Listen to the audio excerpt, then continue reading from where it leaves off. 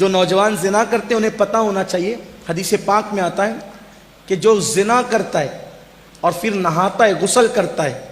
تو اس کے ہر غسل کے قطرے کے ہر قطرے کے بدلے میں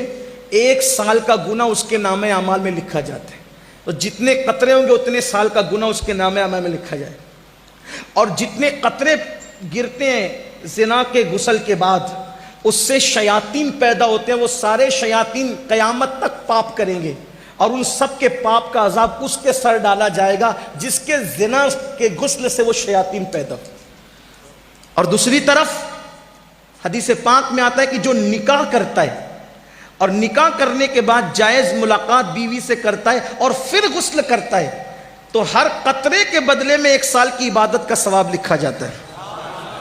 اور جتنے قطرے ہوتے ہیں ان کی تعداد کے برابر فرشتے پیدا کیے جاتے ہیں، اور قیامت تک وہ جتنی عبادت کریں گے اس سب کا صلہ اس کو ملے گا جس کے غسل کے قطرے کی تعداد کے برابر وہ فرشتے پیدا ہوئے۔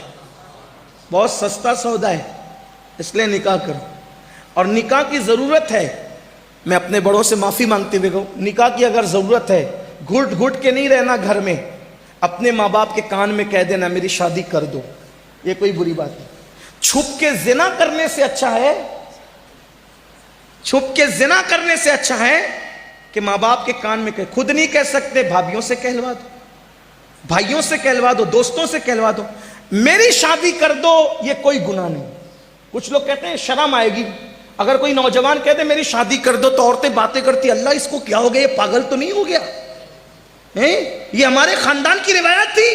اتنا بدبخت نکلا، اتنا مجرم نکلا، اتنا گندا نکلا، کہہ رہا میری شادی کر دو۔ میری بہن زنا سے تو بہتر ہے نا وہ کہہ رہا ہے میری شادی کر دو۔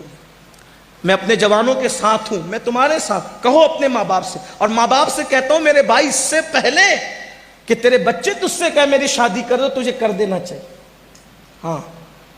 کچھ لوگ کہتے ہیں مولانا کھلائیں گے کیا؟ میں نے کہا اللہ رزاق ہے، جو مرغیوں کو بھوکا نہیں رکھتا وہ تیری بہو کو کب بھوکا رکھے گا؟ اور جس رسول نے فرمایا صلی اللہ علیہ وآلہ وسلم کہ نکاح کرو مالدار ہو جاؤ گے، میرا تجربہ ہے جس نے بھی نکاح کیا وہ مالدار ہوا، شرط یہ کہ گناہ چھوڑ دے نکاح کے بعد۔ ہاں اور بیٹیوں سے بھی کہتا ہوں،